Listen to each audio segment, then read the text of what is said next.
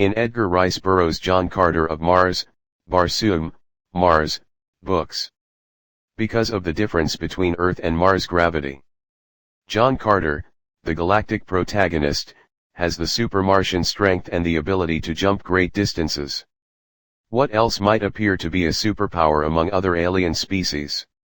What I think might happen realistically, is that in some distant future when we are so technologically advanced that we become galactic explorers, we will eventually bump into a less advanced society, say one that hasn't discovered electricity, or general relativity yet. To them, we might appear to be some sort of super people. Picture this. Our spacesuits are so advanced that they look like spandex all over the place, yet they are bulletproof, probably have self-propulsion, and nanotechnology will be so advanced that the suit itself will most likely be a computer capable of adjusting to atmospheric condition, do calculations for you, detect impending danger, and even defend itself by means of some weapon, most likely a laser that will heat things to a bursting point in a matter of milliseconds, or design and disperse murderous nanobots suited exactly for the nastiness at hand. This suit will also be an exoskeleton that will provide you with added strength, you'll be able to lift really massive things. To this alien race, we'd be like gods, or superheroes, depending on how superstitious they are. What we do with this advanced power will decide what side of the good/evil paradigm we appear to be on. Any species capable of either interacting or understanding us could not be too different from us. No matter how infinitesimally small of a chance that is ever to happen. Almost every cosmologist knows that the vast differences in all the possible wellsprings of life in the universe guarantee that the alien life we encounter will not be a mutated form of us, but be totally different. Alien in every sense of the word. So we must suspend disbelief and for the sake of argument assume we find a similar but less advanced species.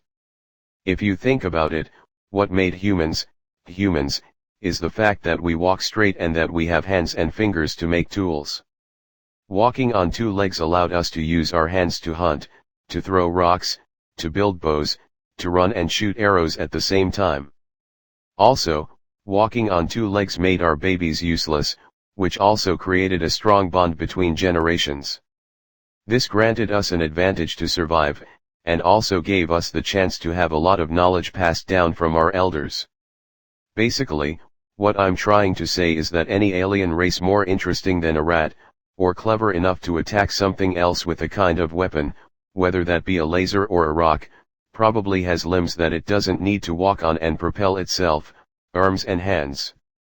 It might as well be a kind of centaur, but I doubt it since I'm not sure under what circumstances nature would favor this design, which would require more brain power and energy. The point is, if we are considering that this alien race might see us, interact with us, and think we have some sort of super ability, it sounds to me like they are sentient, like in the example above is actually picturing the aliens going, "Wow, John, you're like a superhero." If such is the case, then I say this alien race has very similar traits to humans, because otherwise, I don't see evolution pushing them towards this we have built. Considering this, if they are pretty similar to us then I can't think of many superpowers we might have compared to them besides. Strength given gravity/body built. Ability to withstand a lot of atmospheric pressure, compared to them. Maybe stronger and regenerative bones. Better vision, more wavelengths? And just for wishful thinking, let's say a healing factor, compared to them. Resistance to some earthly elements that might be poisonous to them simply because they aren't used to it. Oxygen is actually very corrosive. Now in the much more likely event of meeting a completely different kind of life form.